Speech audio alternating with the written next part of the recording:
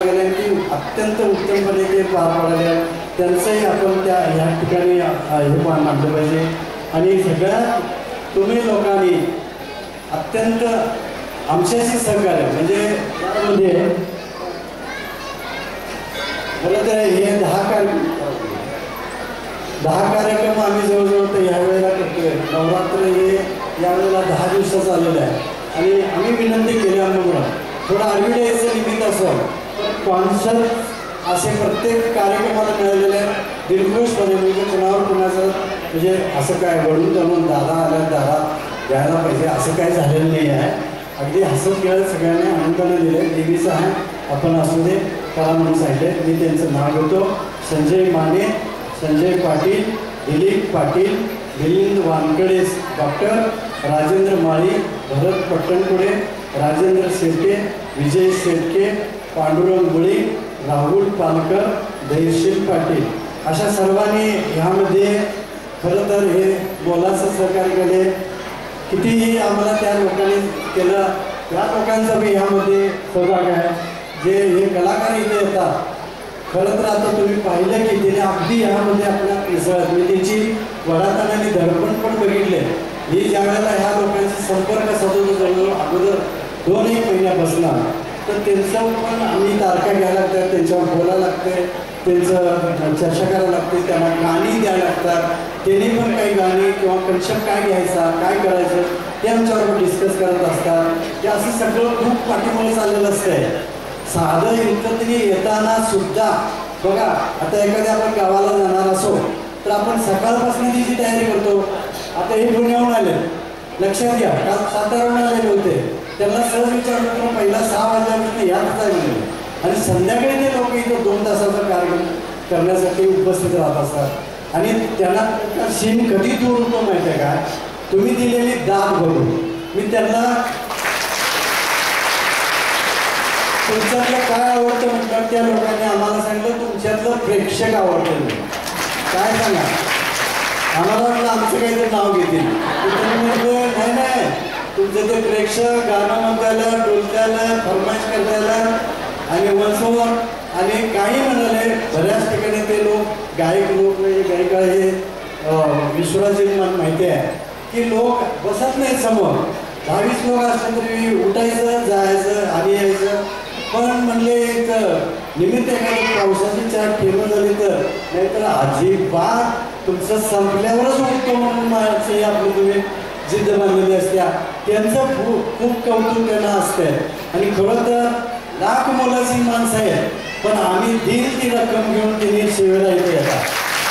मला त्यांचंही तेव्हा सर्वांचं आणि खरोखर हे कार्यक्रम पार पाडण्यासाठी ज्यांनी घरातून आणि काउंटरवर किंवा समोर प्रत्यक्ष ज्यांनी देणगी दिली त्या सर्वांचं कौतुक करायचं आहे. त्यांचा सर्वांचा आभार मानायचा आहे. आणि खास करून हे पुरुष वर्ग या भागातले हा भरपूर लोक आसपासच्या खेड्यातलेले आहेत म्हणजे भोवतीच्या सगळ्या गावातल्या त्यामध्ये गुड आले रेंदाळ आले कडोली आले इंगळे आले त्या आसपास आलं का त्याच्या खूप दूरसुद्धा खूप लांबून आलेले त्या सर्वांची नावं मला माहिती नाही. पण ते लोक तुमचं छान चाललंय बरं वाटतंय म्हणून आम्ही दररोज येतो असं म्हणतात. त्या सर्वांचं आणि तुम्हाचं स्वतः या सगळ्यांच्यासाठी तुम्ही एकदा टाळ्या वाजवा आणि धन्यवाद. आणि काय एखादं कोण चुकलं असलं तर समजून घ्यावं असं विनंती करतो. आणि विश्वराजजी यांच्याकडं माईक सुकृत करतो. तिने आता बॅटिंग करतील जी म्हणतो ते शरद पवार आहेत हे बोलतात ते करते ते कसं आहे त्यांचं लक्षात म्हणजे आमची तुतारी लवकर वाजवणार पाटील दारात बुलेट आणि अक्कडबाज विषय बोलले ऐकतच नाही. शेवटी पाटलाचा नाद करायचा नाही. पाटलावर किती गाणी निघाली. मगाशी गफारबाईने विचारलं म्हटलं काल त्यांचा मला वाटतं कुठे कार्यक्रम होता. काल कार्यक्रम होता सोलापूर साईडला काल कुठेतरी कार्यक्रम होता. तो कार्यक्रम करून दिवसभरचा प्रवास करून आत्ता इथं आले इथलं कार्यक्रम आवरून आज रात्रीचा प्रवास करून उद्या जाणार, उद्या सकाळी नोकरी, संध्याकाळी 6 वाजेपर्यंत नोकरी आणि रात्री परत पुन्हा कार्यक्रम. म्हणजे अव्याहतपणे मी त्याला म्हटलं एवढं कसं जमतं, एवढा लांबचं अंतर. तर त्यांनी फक्त सांगितलं हे जे जमवलंय हे सगळं हुपरीकरांच्यासाठी मी जमवलं, हे हुपरीकरांच्यासाठी जमवलंय. दादा म्हणाले त्या पद्धतीनं इथं कुणीही कोणाला पाकिट विचारत नाही. कुंभारानं माती वळायला घेतली की दादांचा फोन आम्हाला येणार हे आम्हाला माहिती असतं. गणपती सुरू असतात तेव्हा इथं नवरात्र ठरते आणि फोन आल्यानंतर नाही म्हणणं हा प्रकारच नाही आहे. इतकं त्या अधिकाराचं घराणं आहे. म्हणून मी नेहमी म्हणतो इथल्या येणाऱ्या कलाकारांचं हुपरीचा आधार कार्ड काढून द्या, आम्ही इथंच राहतो, दुसरं काय करू.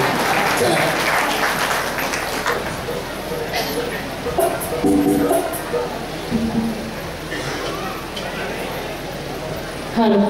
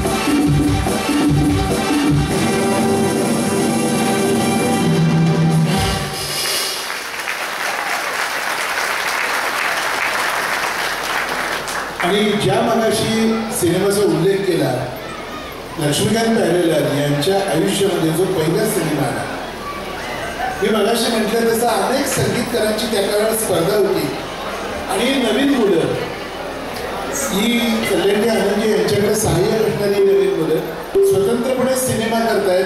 कोण देणार यांना? पण तरी सुद्धा सिनेमा मिळाला. दोस्ती हा सिनेमा त्यांना पहिल्यांदा मिळाला आणि या दोस्तीमधला सुधीर कुमार नावाचा जो नट आहे तो म्हणजे सुधीर यादव हा मराठी माणूस होता.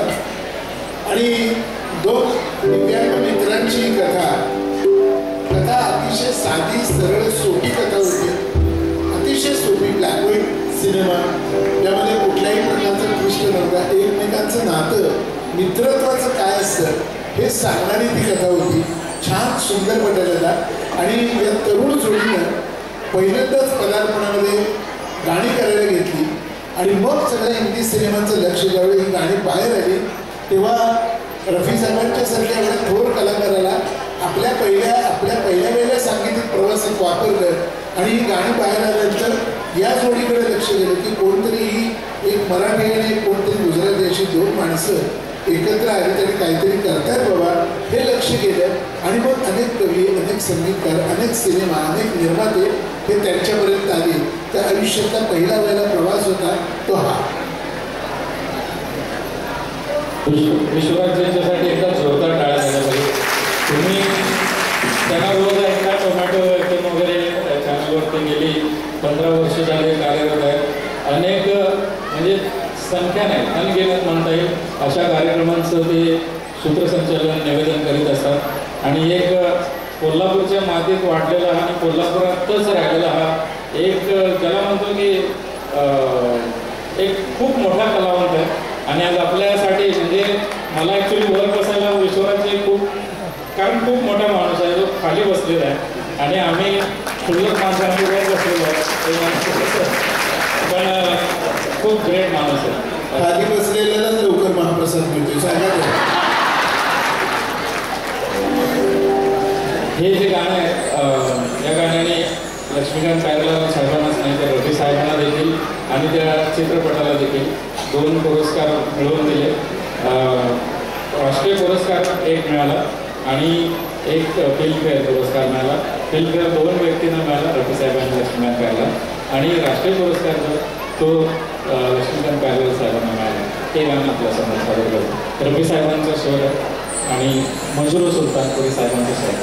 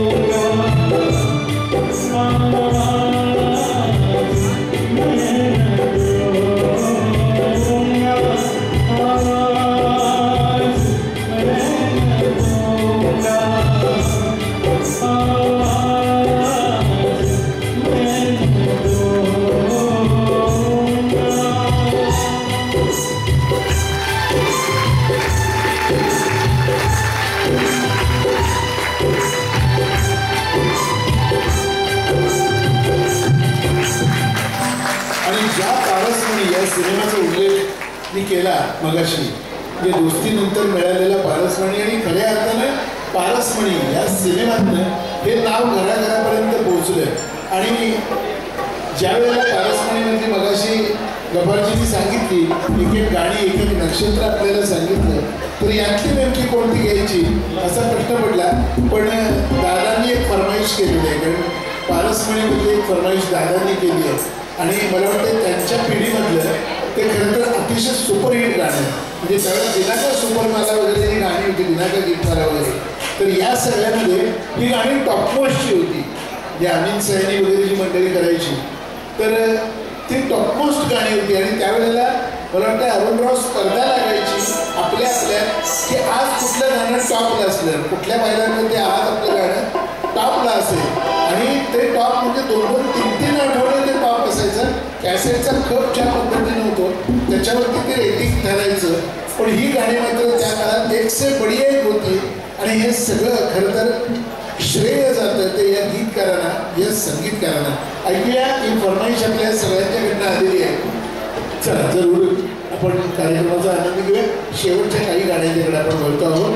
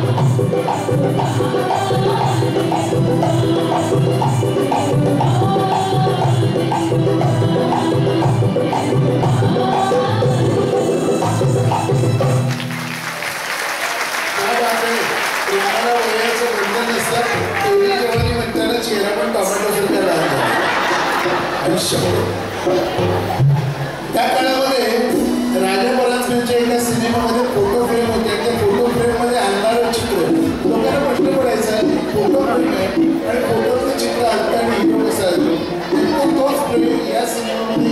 डिझाईन केला गेला आणि तिथं सुद्धा फोटो फ्रेम आहे, हिरो आहे, फोटो आहे त्याचा आणि अचानक ते चित्र फ्रेममधनं हलायला लागलं. हा वेगळा ट्रेंड केलेली लक्ष्मीनारायण मरेकर यांनी अलीकडच्या काळातल्या रसिकतेची नस पकडून ज्या वेळेला गाणं बांधलं त्यावेळेला लक्षात येत आपल्या समोर दृश्य समोर खेळ उभे राहते. ऐकूया अगदी थोडक्याच काही मोजकी गाणी आपण घेतोय कारण आपल्याला परत अंतिकडे करायचं आहे तेव्हा सुरू करूया. फारसा वेळ नाही. आता या गाण्यामध्ये पण माझा खूप धमाल येणार आहे. त्याच्यामध्ये एक शब्द येतो, गाणं रामलखनचं आहे, खूप सुपर डुपर हिट झालेला सिनेमा. तर त्याच्यामध्ये येणार जो 13 नाम लिहा आहे ना, हे सगळं तुम्हाला गायचं आहे. बालकनी सांगत फक्त 13 नाम लिहा. तुम्ही पण मित्रांनो 13 नाम लिहा सगळ्यांना गायचं आहे.